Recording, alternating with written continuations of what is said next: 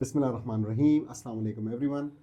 So here we are again with another episode of Deenversation. Assalamu alaikum Ahmad. Wa alaikum assalam. How are you doing? I'm doing great. How are you doing? So I see you have tea with you.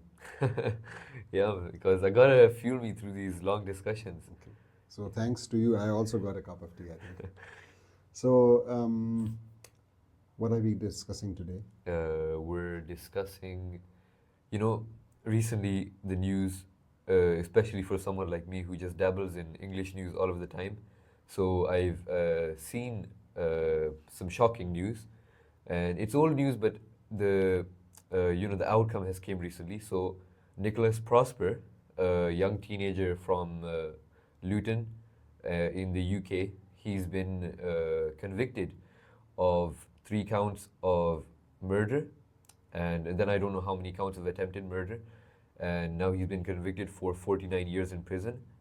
And he's a teenager, and he had killed his, extremely horrible to say, but he had killed his mother of 49 years and his brother of 16 years. So basically, they were the same age mates, and his sister, his younger sister of 13 years. So all these in his hometown, and then he was planning to go on towards his school. Not and just planning, he was on his way Yeah, where he was stopped by yeah, police. where he was stopped by police and arrested. And it's just really extremely shocking. So sorry, I cut you. So he was going to the primary school where he was. Yeah, he was going to the primary school, And he wanted to kill and he wanted to kill 4-year-olds, he wanted to kill 4-year-olds as too, many as possible. as many as possible, 4-year-olds, and he also wanted to kill 2 supervising teachers there on duty that day. And he actually had these people all in target in his mind beforehand. So And what was his motivation? his motivation, the judge, the presiding judge over the case, she calls it after extensive talks with Nicholas, and she just talked with him a lot of back and forth, and she seems to have found out the motive to be that he wanted to be remembered in the history books of serial killers, which is just absurd. Like, you would want to be remembered as a great creator, but he wants to be remembered as a destroyer. So it's just. So this question is actually, I should ask you a question first, and it's your generation, isn't it? Yeah. And so what is going through? What's happening with them? What's happening with these people, particularly living in the West? What's their problem? I mean, do they have everything, and that's why they're doing such things now? But I would ask you a very important question. Why do you frame, not to go away from the main topic and just get into the heat of it extremely early onwards, but why would you frame it towards the West? Why would you not take this as a whole? I think the disproportionate number of such incidents happening in the West is clear proof that this is not a disease of the East, All right. particularly not a disease of the Muslim world. So when you look at such mass killings or mass shootings in America, the statistic, I think you will be extremely surprised, and our listeners would be surprised to know that it's close to 2 mass shootings per day. So it's around 600 plus mass shootings for the last many years, consecutive years in the USA, that they are happening at this rate. Now, and mass shooting means when someone when someone shoots at 4 people at least. So it could be as many as possible, but 4 at least. And I know many bad things happen here as well in the Muslim world. There's no doubt about it. But really, this particular thing of someone, particularly white, male, youthful, teenager, and going around on a killing spree in his community, in his school, this is really something Western, particularly something white, particularly something American. In this case, yes, it happened in the UK. There were some cases in Europe as well, some cases in some Scandinavian That sounds countries. quite unfair the way you frame it, because we can look back at our very recent history in Pakistan here, and we can see that we had the case with the young boy Mustafa, and we saw what he did. You know what he did here, and so what do you think about that case compared to this case? I think it's a good reference, and thanks that you bring it up. I think that's a very typical case of gang violence, of feud, of Exactly. revenge, Exactly. You're of right. jealousy. You're right. It's a typical tale. Yeah, It's a very typical tale told This- all over the world. Look Yeah. at this case. Yeah. What did the boy have a problem with? What came up in the case, in the whole proceedings? Nothing. Did he have a problem or some grudge? Was it his like stepmother? Was he abused? All right. What problem did he have with his 16-year-old brother, whom after killing he stabbed for 100 times? All right. What problem did he have with his 13-year-old sister, All right. whom he killed in cold blood with a shotgun? What So is you're this? saying you need a motive to, be absolved of some of the responsibilities of your murder, Well, some of the consequences. Sorry. what I would say is Because if you disassociate Mustafa, you say that he has a reason, he was in these gangs, he was because of the society shaped the way, society given the circumstances, and then you say that the American boy had no reason whatsoever to do so, and there was just something fundamentally wrong with his brain. I think that it's quite dangerous because you're setting a precedent that we need a motive, a good motive, and you can blame the society for that murder instead of the individual themselves. What do you no, think it's a about bit different. Okay. I'm not saying that it's not that we need a motive. Yeah. There has to be a motive. All right. Yeah. And when you try to understand and go into the person's mind, Yeah. in this case Nicholas Prosper, Yeah. to understand what the motive is. Of course. Now, there are some motives which society understands. Okay, so we understand when two people are after the same resources, whatever Yeah. the resource is, Yeah. then they might fight, then they might have a feud, then they might take revenge from it. Do we understand that. understand? Do we understand though? we- Would you understand if two people killed each other over a resource? As I said, I would not appreciate it. Yeah. I think it's a punishable crime, Okay. but I understand it. So I don't get why. No, but what does understanding have to do with anything? You would treat something that you understand and something that you don't understand with both with equal disdain, wouldn't you? No, but first we need to understand. That's the All point. right, First we need to understand. I'm not saying that we Yeah. can't understand that. Yeah. And in that case, it seems But what that Nicholas Prosper did is no bigger of an evil than what Mustafa did over here, if not on the scale of the Armaghan killings. did, you mean? Sorry, Mustafa Armaghan. was the Yeah. guy who was killed. If not on the scale of the killings. Yeah. No. Yes, we shouldn't be comparing in sense that which is a bigger crime, which is No, not. of course we shouldn't. So But what we- do you think? Do you yeah. think that the motive shapes the crime? What I want to say is Yeah. that Armaghan's crime Yeah. is a reflection of the lawlessness in this country. All right. Okay? Okay. It shows how there are issues with tarbiyah of the parents, All right. how the society is in terms of there is a whole section of society which is involved or where the children, teenagers are involved in drugs and in girls and in partying and all those things. So that's something which this murder reflects, and we understand that. But what the murders of Nicholas Prosper reflect is something very uniquely different. All right. It reflects that the society over there has no purpose left. All right. They have no purpose, they have no direction. They are not living for something. They are like in a very dangerous self-destructive mode. I recall the hadith by Rasulullah Sallallahu Alaihi Wasallam that That doesn't make. close to Qiyamah, a time will come when the killer will not know why I killed, and the killed will not know why I was killed. So, I mean, this is one of the signs of Yawm al-Qiyamah. So, the things happening like these mass shootings in the West, and this one as well, something like that. So, you were saying something. You can't link, but you can link, just like you link the Armaghan case, what Armaghan did, to many other, motives. You can link him to, what society, the pressures of society, and what they did to him and everything. You can link the same thing for Nicholas also on the other side of the globe. So you could say that, he was suffering from some sort of attention deficiency at home, or you could say that, he was, just attention deficient. I bet therapists could like have a field day with him and find many motives for him. We can't just say that he Yes, did. let's assume that this is happening. Yeah. And I think one of the psychiatrists said that he had some mild or some ASD, autism spectrum disorder. But again, let's try to understand that even if he was suffering from these things, why is it that in a society like the West, which is generally an affluent society, you have enough to eat, you Yeah. have enough to for medical care and everything, Yeah. for Something school that can't be right? said for here. Yeah. So in that society, what is it that someone with some disorder, some small disorder, is doing such horrific acts?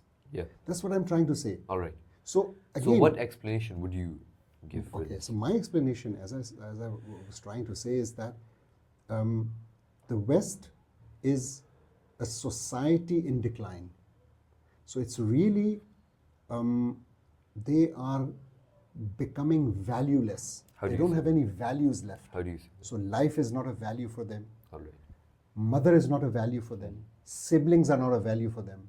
Like, these are the highest values, really. Humans chase relationships. And these have become for them the lowest values, like something like a burden. And this, my friend, is not just in cases where they kill their parents or siblings. This is across the board. So even those who are living with them just want to go away from them. I mean, this is something which is really throughout the society. And that makes me question. It makes me question Okay, but the why Western are ideology. okay? That's great and everything, but why are people not, why are people not fleeing from there? Why are people happy there? Why are people flocking to there from places like here? Why are their living standards better? Why are the statistics telling us otherwise? Why are the infrastructure, and we see their economic development, and we saw all of these statistics online, and we're just wowed by them because. We can talk a lot of things about the West, but one thing that we can't say is that it's failing in its power. So what would you say about that? Okay, it's a good question. Will get a bit lengthy, but the thing is, first of all, they are not fleeing because there is no alternative, or at least no better alternative. What I mean by that is that even What you're if- saying is the best place right now is America.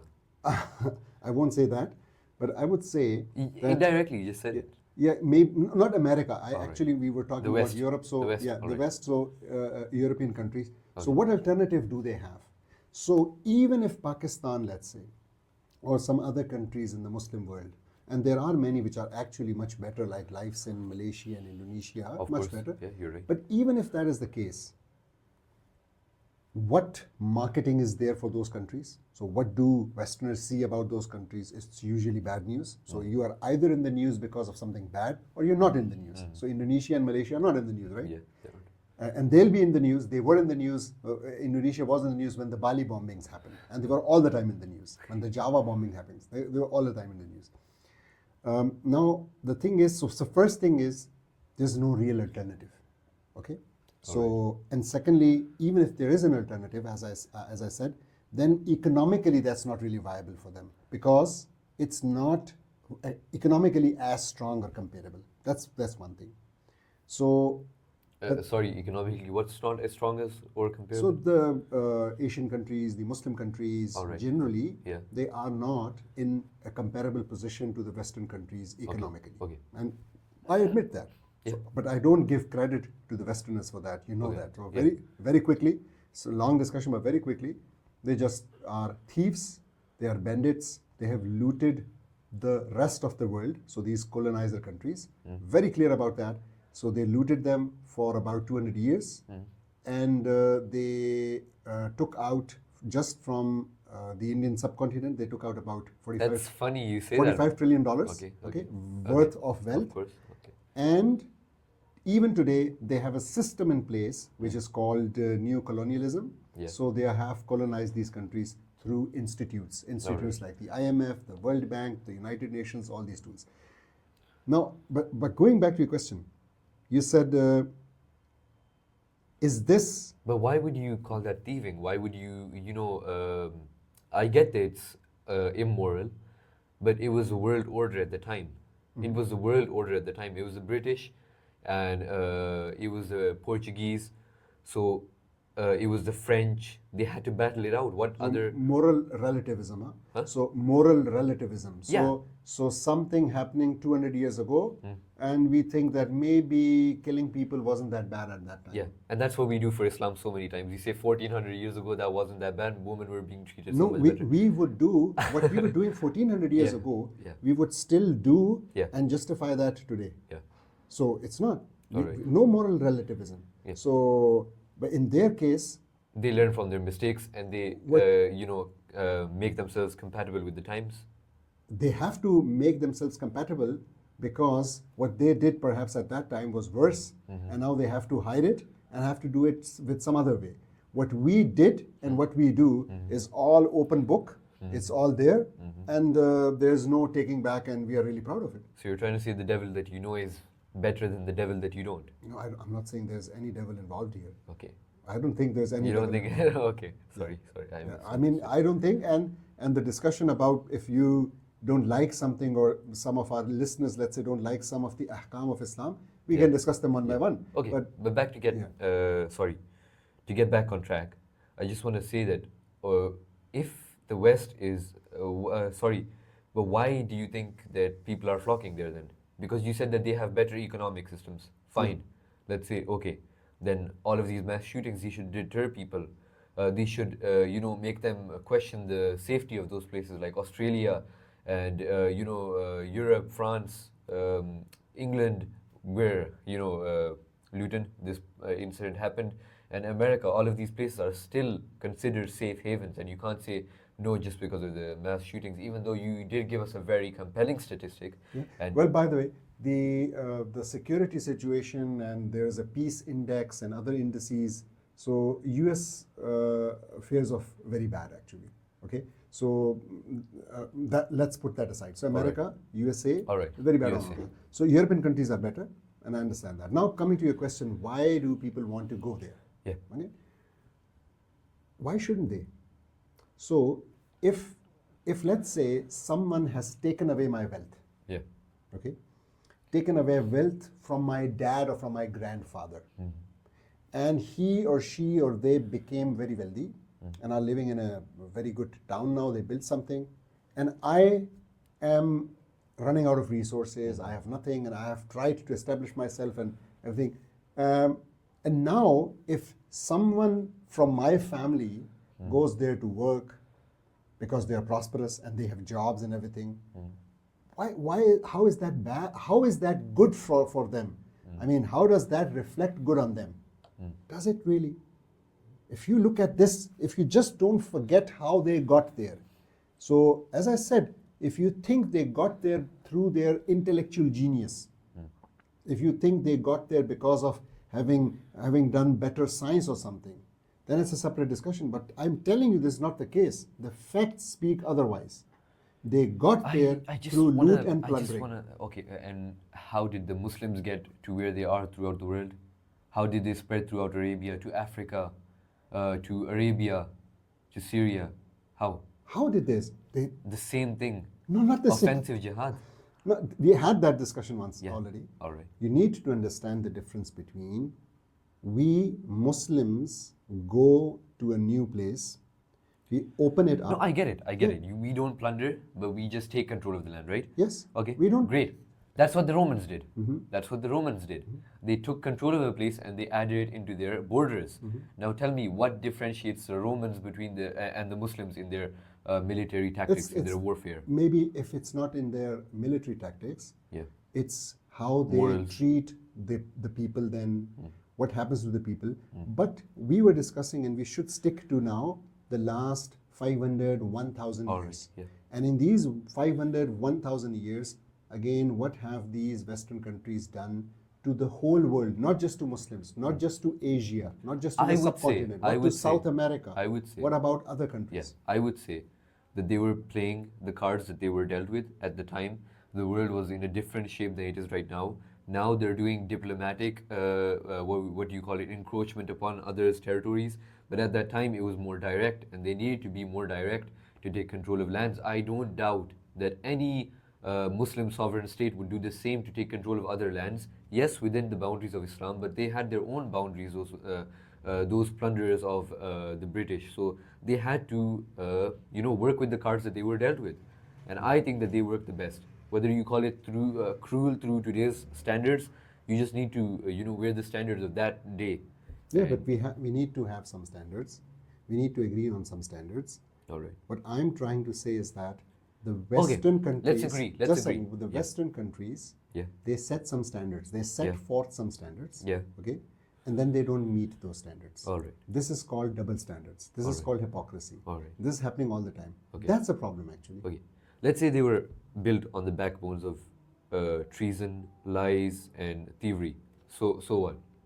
Yeah. So what? That's what it is. Okay. And that's why such things are happening as well. Okay. So it's a morally corrupt society. Okay. Their morals are falling apart. So people. How should they atone? How should they atone for their ancestors, their grand ancestors' mistakes? How should they atone for that?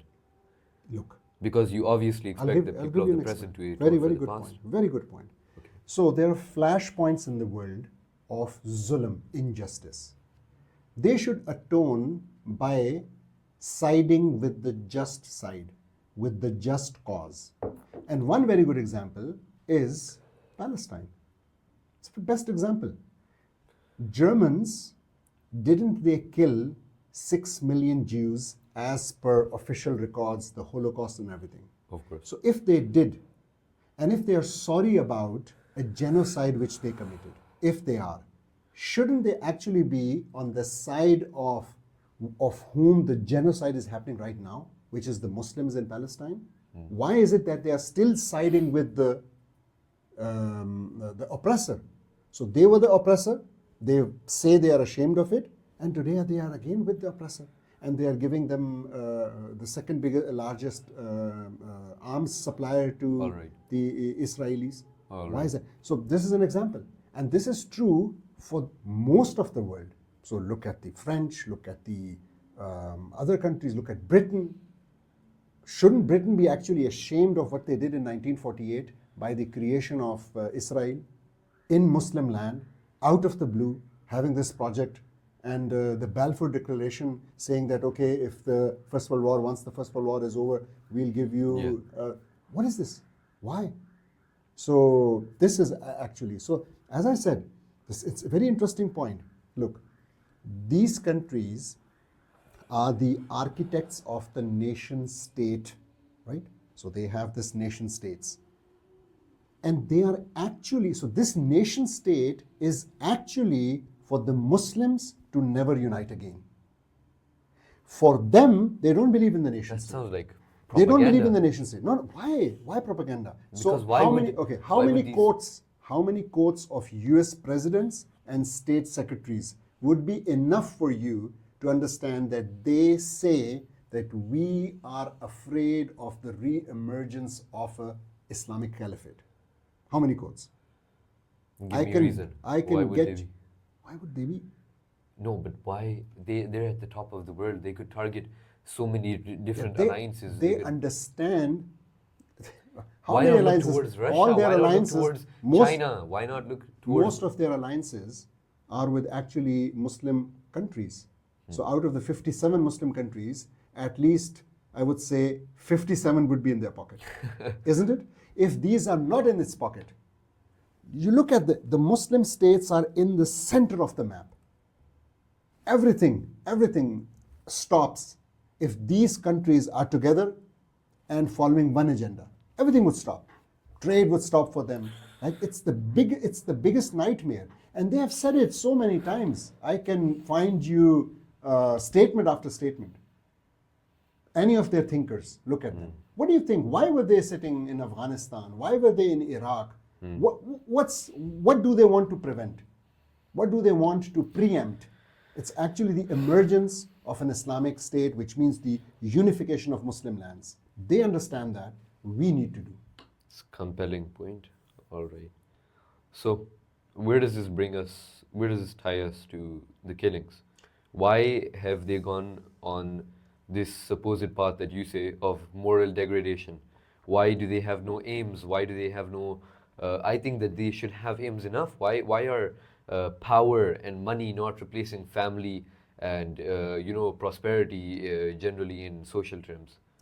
I didn't get you. Why are they not replacing? What do you mean by that? Because supposedly family relationships and what else did you list? Sorry. So family relationship and having a purpose in life? Yeah, family relationships and having a purpose in life. Why is money and power, which is the ruling of the West nowadays, not replacing the minds of people like Nicholas? Why is Nicholas not driven towards power and money instead of this insane rage to kill? Why? That's my point actually, because money is not a higher purpose. Money is not a purpose actually. It isn't. You need a purpose in life. You need something higher, which for you are ready to sacrifice, you are ready to work, you are ready to, I don't know, do whatever it takes. That's a purpose. And Muslims, as soon as they are born actually, they have a purpose in mind. What's that? Religion. And what's that? What do we want? The opium to the masses. No, what do we want? We want Where do we want to end up?